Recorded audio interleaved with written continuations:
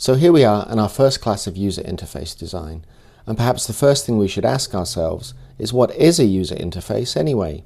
We get all our information from screens nowadays, whether it's a desktop or a laptop or a tablet or a phone. We're constantly looking at screens and learning how to do things and how to interact with the world through the screen.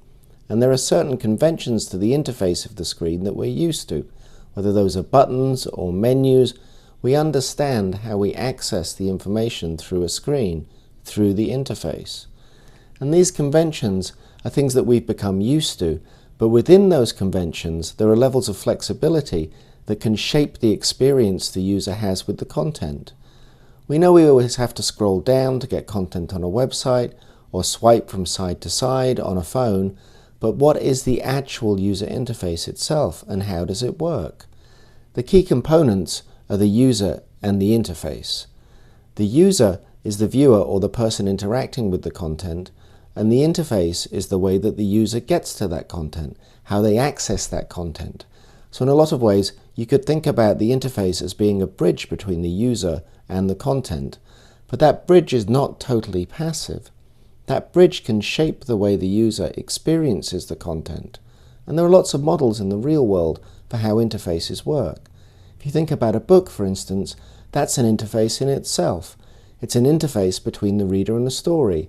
The book is just type on paper, but what the reader receives or experiences is the novel or the story itself.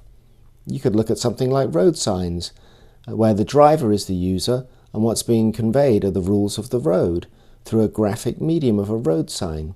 Nowadays, everyone receives pretty much everything through a screen, and that screen can act as a mediating device. And what that means is the screen can change the experience. If you think about something like a news event, for instance, that news event could be perceived in different ways depending on how the story is told, upon how the story is mediated. So if the basic story is that self-driving cars have been approved, on the one hand you might think that that's good news, but depending on how it's reported, how it's mediated, you might think that that's bad news. Marshall McLuhan famously said that the medium is the message. But with interface design, I think it's more of a case of the medium affects the message. The medium can shape the message, and that medium is the interface. So the interface shapes the experience.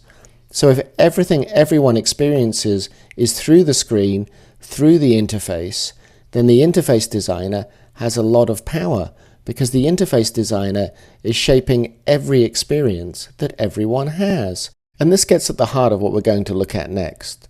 The interface shapes the experience, and the interface is the UI part, the user interface design, and the experience is the UX part, the user experience design. And you put those two together and you've pretty much got control over how everybody experiences every kind of content.